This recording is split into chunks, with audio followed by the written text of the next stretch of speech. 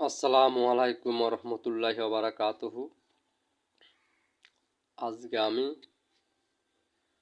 আপনাদের মাঝে বিশ্বনবীর ভবিষ্যৎবাণী ও বর্তমান দশা, আমাদের রাসূল সাল্লাল্লাহু আলাইহি ওয়াসাল্লাম যেগুলা বলছেন সেগুলা হচ্ছে আপনার নাম্বার 1, পৃথিবীতে ঘন ঘন ভূমিকম্প হবে।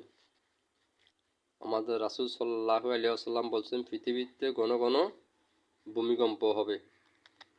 নাম্বার 2, মানুষ রূপ পরিবর্তন হয়ে যাবে, মানুষের রূপ পরিবর্তন হয়ে যাবে।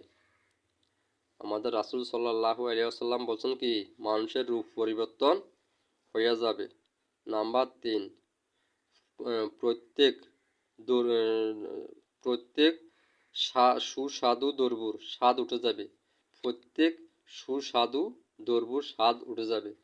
প্রত্যেক সুস্বাদু দ্রব্য মানে অর্থাৎ কি আপনার বা শাক সবজি ফল মূল আপনার মাছ মাংস এগুলার কি আপনার যত মরিচ মশলা যত প্রকারের মশলা দিয়ে আপনি রান্না করেন এরপরে খাইতে যাবেন আপনার কোনো স্বাদ লাগবে না, মুখের মাধ্যমে কোনো রুচি নেই, কোনো স্বাদ নাই।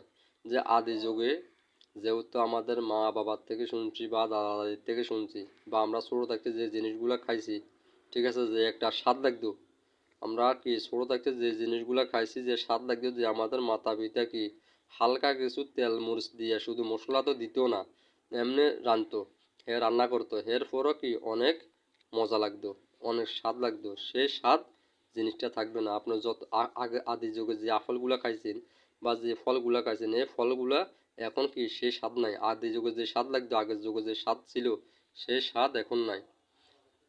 সুস্বাদু দ্রব্যর স্বাদ কি উঠে যাবে, সুস্বাদু দ্রব্যর স্বাদ উঠে যাবে। নাম্বার 4, সেটা হচ্ছে খোদার চিন্তা, পরকালের ভয় ও মৃত্যুর চিন্তা করবে, অথচ দিবানিশির মধ্যে মৃত্যুবরণ হবে। আপনি মনে করেন খোদার চিন্তাও করবেন, পরকালের ভয় যে আমি মরলে আমার কি হবে সেটাও করবেন, ঠিক আছে, পরকালের ভয়ও করবেন, মৃত্যুর চিন্তাও করবেন। এরপর আপনার দিবানিশির মধ্যে মরে যাবেন, হতাশগ্রস্ত হয়ে আপনি মারা যাবেন, ঠিক আছে।